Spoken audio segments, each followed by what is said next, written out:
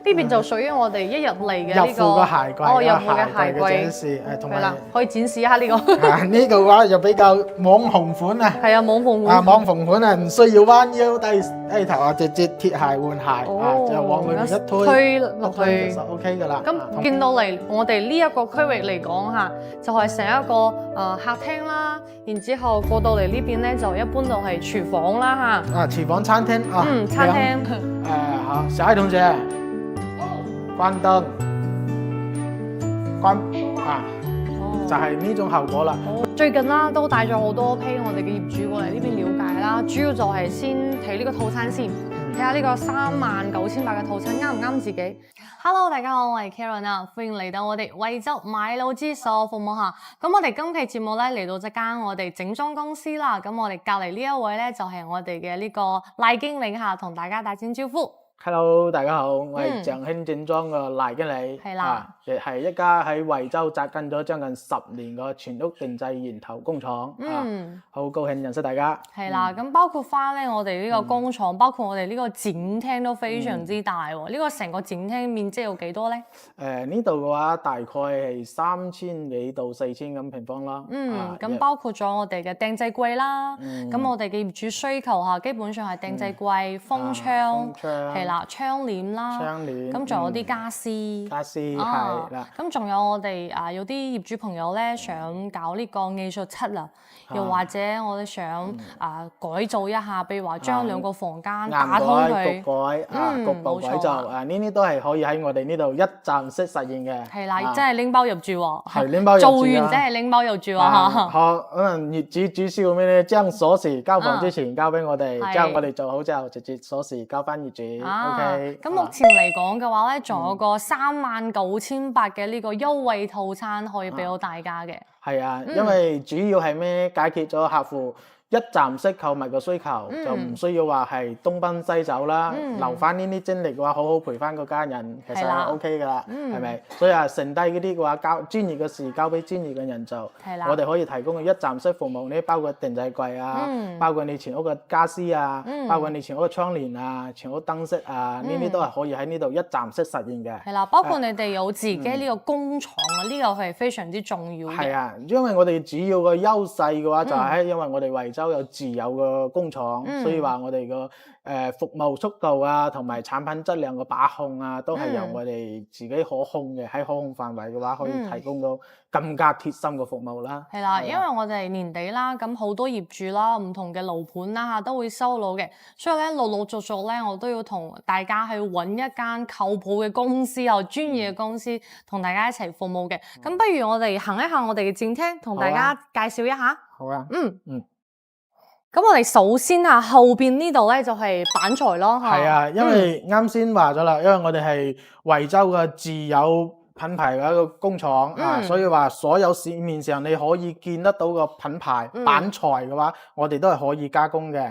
例如話咩一線牌子啦，一線牌子二線牌子、三線牌子都有。一線牌子而家用得比較多噶啦，淘寶寶啦、莫江山啦、水性科天啦，呢啲都係可以揾得到嘅。都係可以，因為我哋係屬於可以咁講啦，即係一線牌子比較係正品授權嘅公司，我哋又唔係話講喺出面立亂求其揾個板材公司直接進板材料嘅，唔係啊。咁呢啲就係屬於五金配件啦，譬如話拉手啊呢啲啦。呢啲就係拉手樣式因為可供客戶嘅選擇性係比較廣嘅。過嚟到呢邊就係板材咯，係啊，呢啲係一些色卡色卡同埋一些門板個工藝一啲門板個工藝俾到大家去選擇有好多好多即係唔同玻璃呢種都有啲客戶中意嘅。係啊，因為有少少佢係需要話喺傳統個門板基礎上進行一個點綴嘛，畫龍點睛啦，需要呢啲所以話門板個工藝會好多。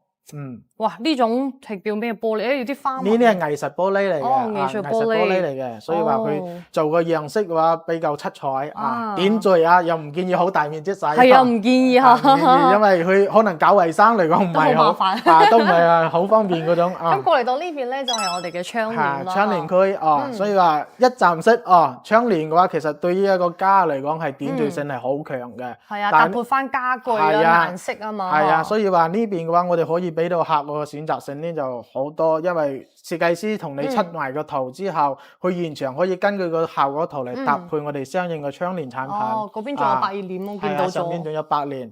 百葉簾嘅話，佢一般用喺衞生間，稍微多啲啲啊。係有啲陽光房啦，細細地啊，係啊都有人中意嘅。嗰啲冇留咗預先冇留咗窗簾下嘅位置都係可以嘅，可以選嘅。咁過到嚟啦嚇，過到嚟呢邊嘅話就係我哋一個呢邊左手邊就係風窗係嘛？呢啲就係風窗嘅一啲紙材啊，即係岩改、焗改部分啊。好，開個燈俾大家先嚇。開個燈俾大家睇先清楚啲。咁攝影師可以過嚟呢邊去影翻我哋嘅呢個材料。咁我哋見到啦，呢個厚度啦嚇。呢個厚度嘅話係大概去到3.2左右嘅呢個厚度啦。因為對於傳統嘅風窗嚟講，出面價格其實可能比較廉啊，但係真正決定風窗價格嘅話，係睇到我哋個人材，睇到我哋個人材結構，同埋我哋搭配個五金材料嚟最終決定價格嘅。我呢度就叫緊推拉嘅。推拉窗啊。推拉窗。但係呢度俾大家一個少少嘅可能話題啊，額外嘅話題就係咩呢？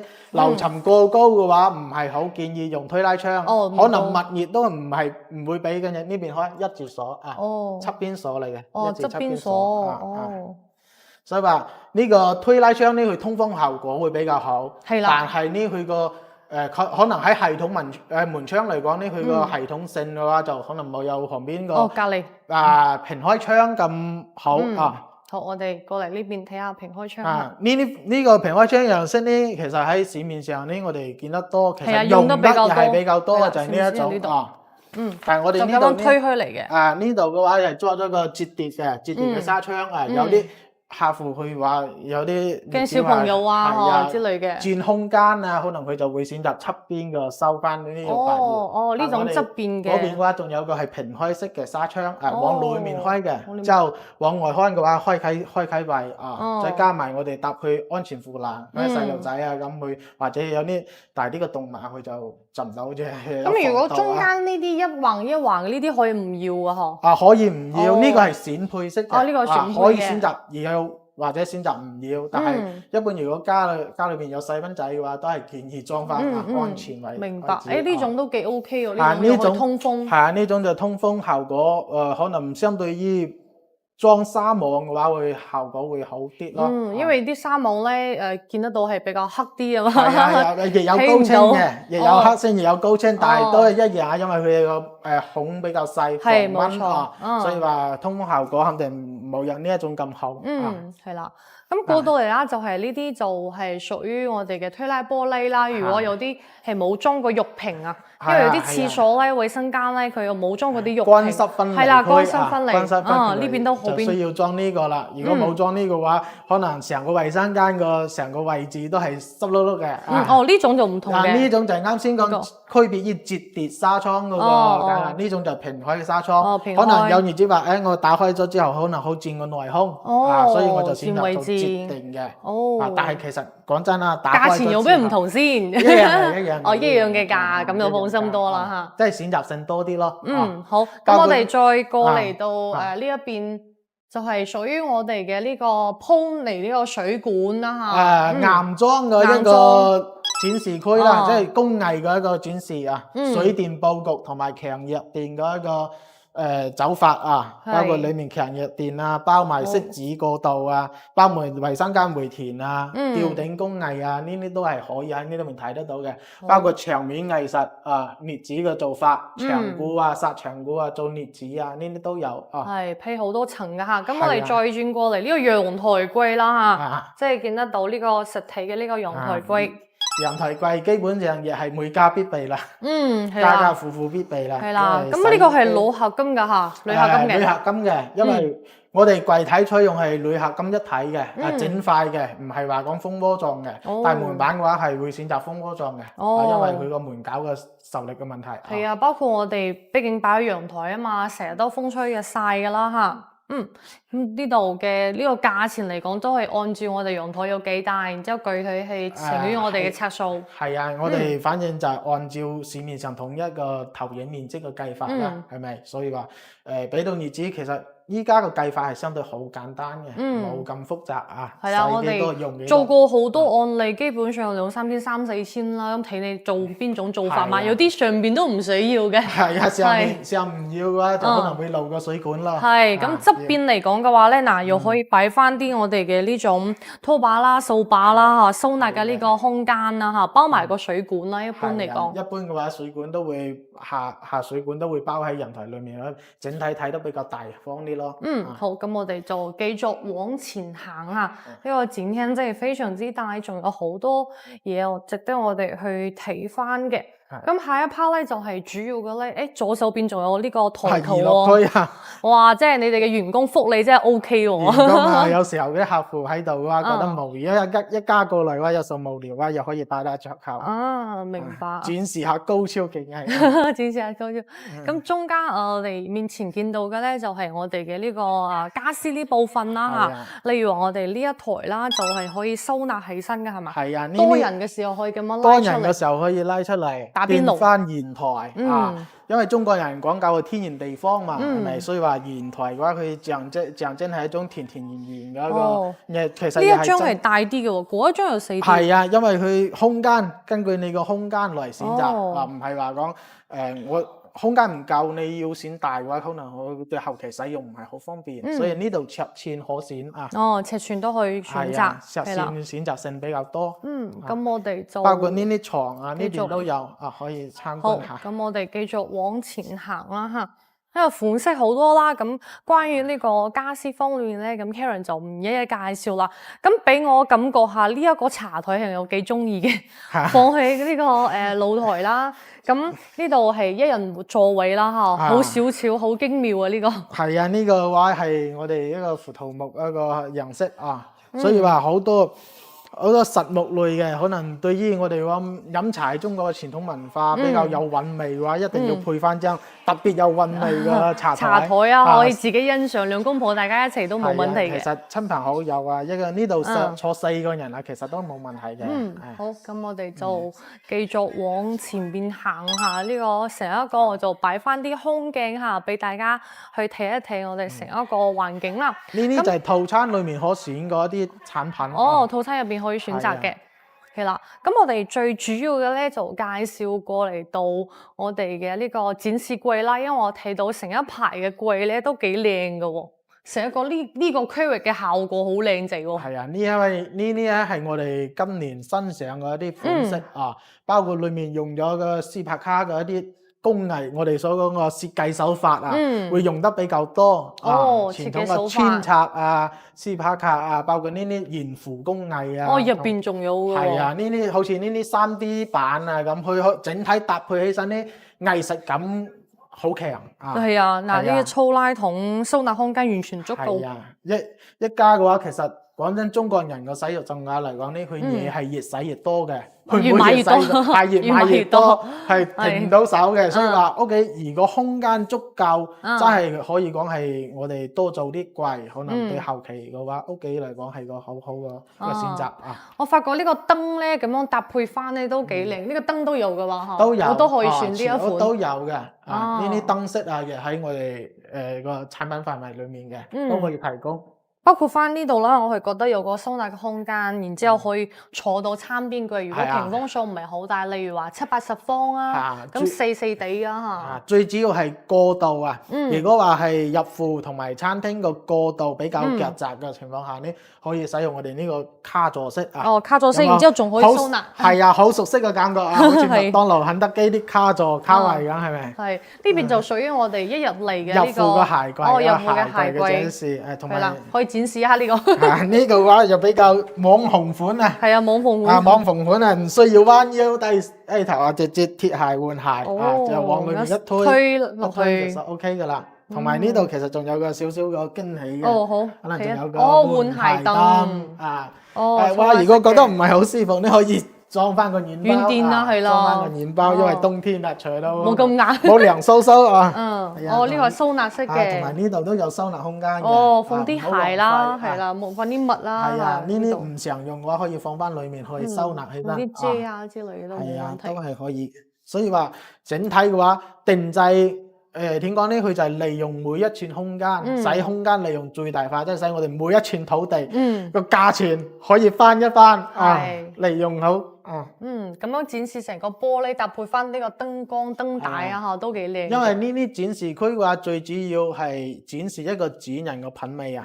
即係我一直都認為定製裏面最重要嘅兩個區域喺邊度咧？第一入貨鞋櫃，因為呢個你入嚟嘅時候，你屋企亂唔亂，或者你係咪個好邋遢嘅人，係咪都睇得出嚟。好愛乾淨嘅人，其實入戶一眼可以睇到噶啦。其實其次呢就係到呢個餐邊，餐邊櫃同埋電視櫃，其實好多都係同一面同一 part 嘅，同一 part 嘅情況下咧。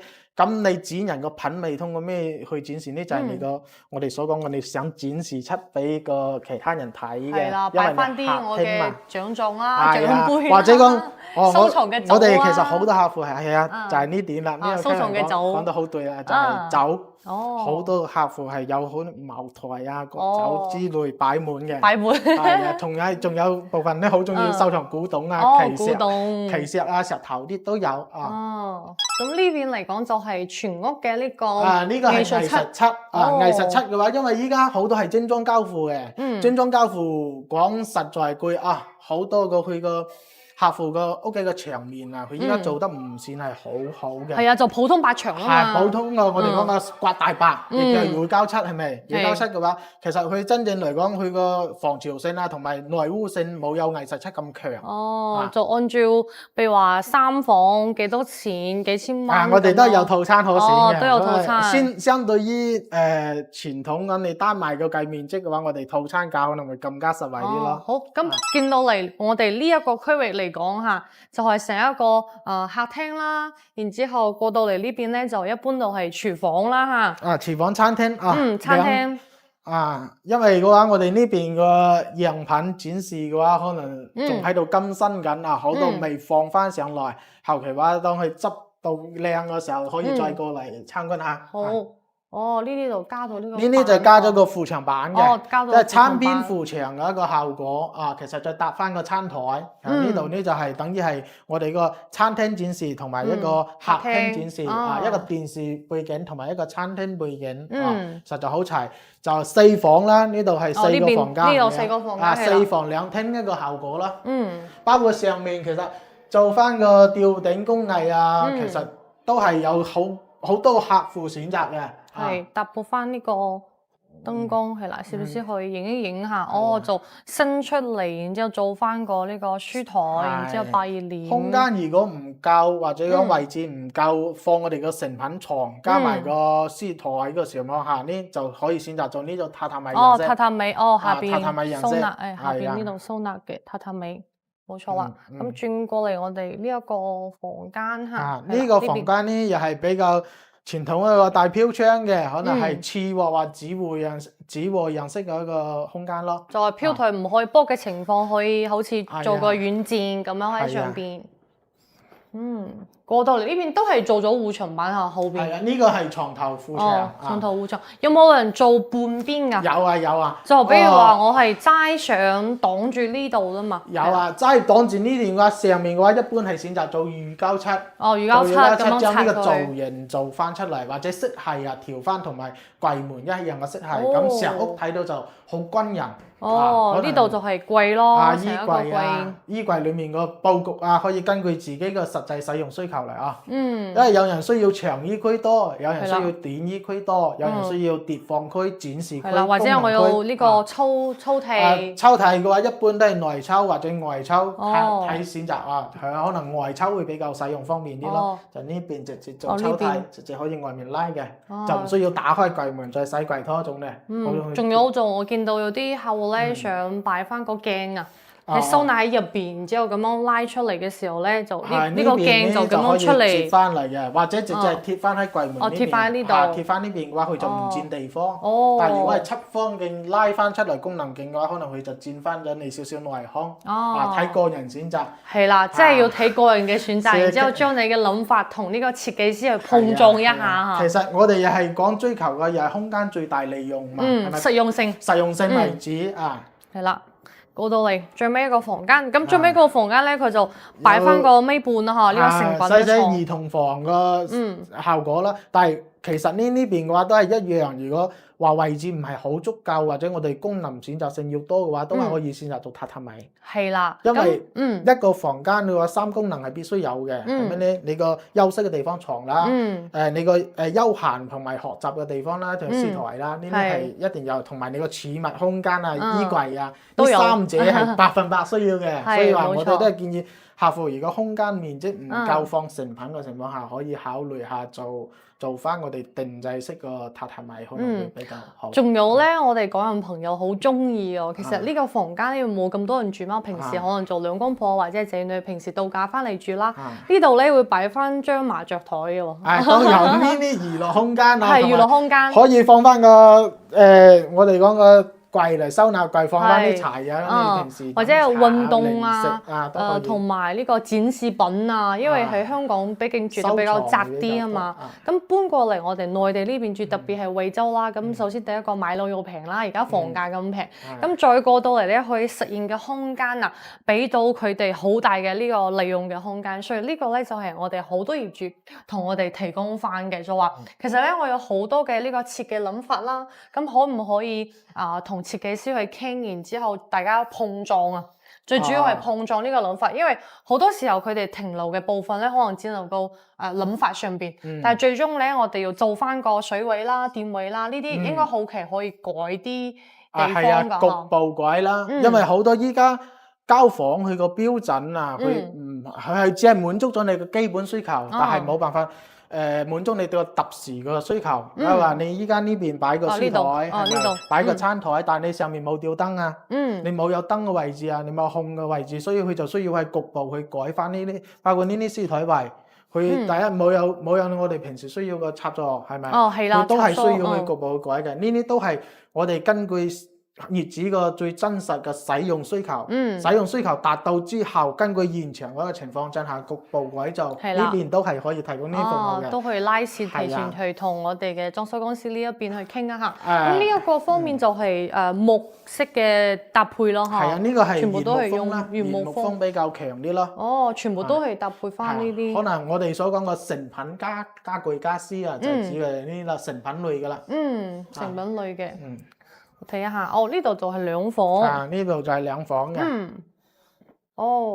兩房如果我哋嘅飄台啊，特別係我哋嘅呢個無人裝或者無人 K 歌咧，飄台可以卜嘅情況之下，好多業主就選擇咁做嘅，因為唔好話就係拉晒呢啲位置嘛。咁樣拉。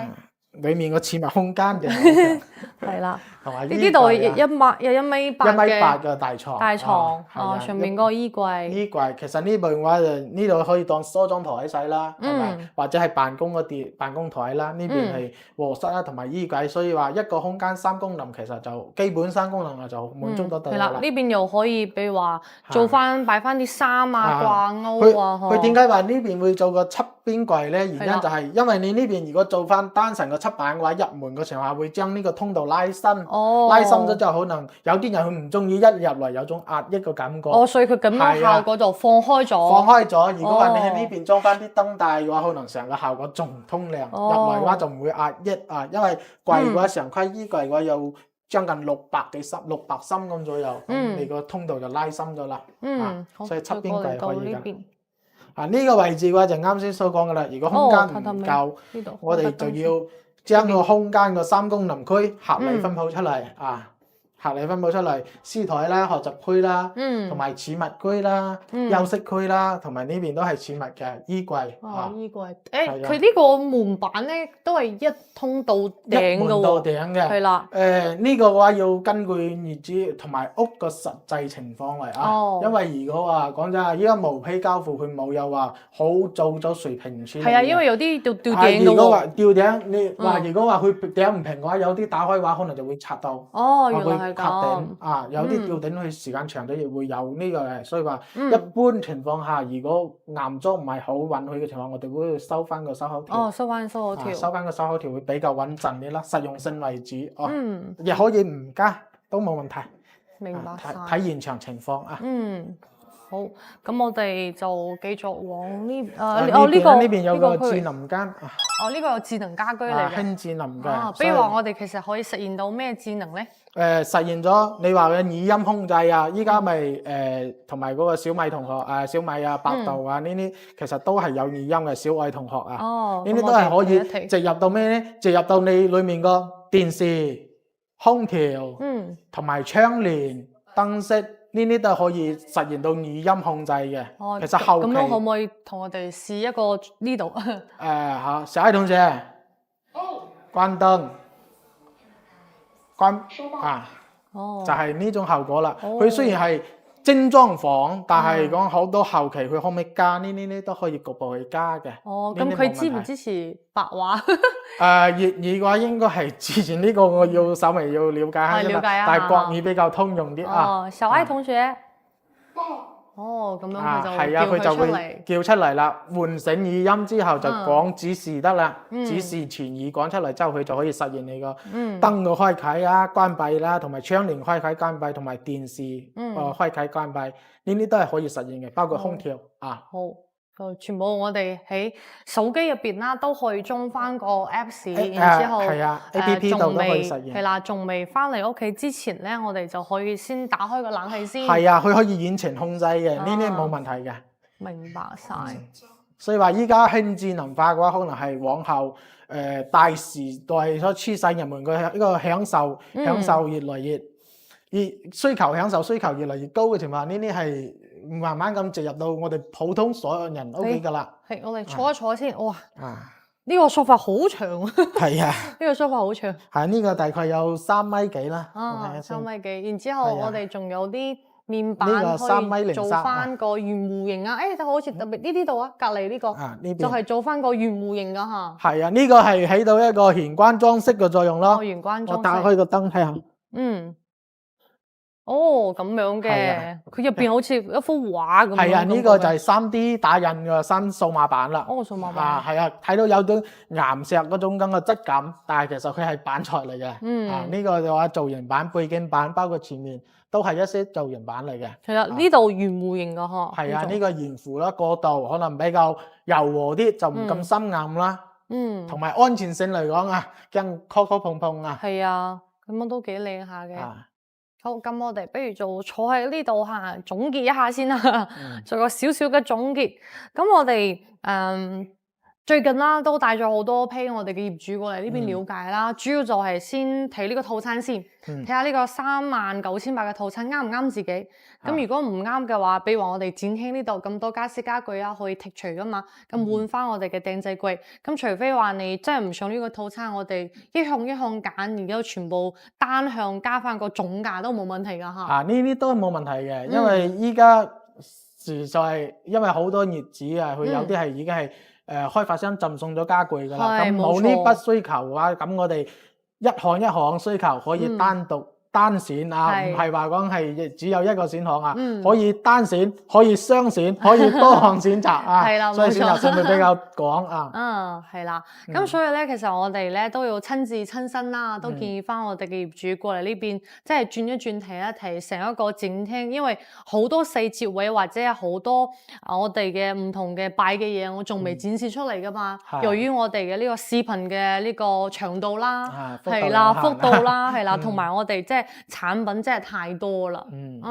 咁好多我哋嘅呢個包括呢個燈啊，呢個燈都幾有藝術感㗎，呢個燈。呢個我哋老闆娘親自挑選。親自挑選係啦，所以我覺得真係一間屋嚟講嘅話咧，佢唔單止係我哋住喺呢邊一個退休度假或者係養老嘅一個地方，舒適性係第一啦。咁我哋嘅設計感啦，就係包括你頭先講嘅呢個主人嘅呢個品味上邊係啦。第三個咧就係睇我哋點樣同呢個設計師去配合，然之後即係設計到完完整整一個非常之夢想嘅呢個家俾到你嚇。係啊，即係我一直都認為定製設計師佢應該係一個我哋講係藝術家，佢係將你個所想像幻化嗰樣嘢真正落地落到實際嘅，就睇彼此之間個溝通係咪係順暢嘅，佢可唔可以 get 到我嘅意思？係咪？呢個好重要。所以話定制佢一定係花時間去花一定個時間同埋去對接翻，去對接細節位係好重要嘅。係啊，因為我哋可能我短短咁使一頭半個月嘅時間去對接翻嘅話，咁我未來20年我都係住得好舒心嘅。係啊，所以話呢個話大家咧一定係俾多啲時間彼此。係啦，所以咧我就邀請咗我哋嘅賴經理同我哋一齊出鏡下，都非常之多謝，因為一定要揾翻個呢個識講白話啦，咁大家可以好溝通啲啊。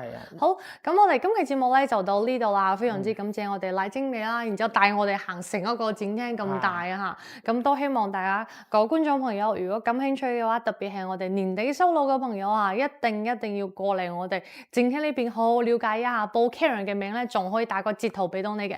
咁我哋下期節目再見啦，拜拜。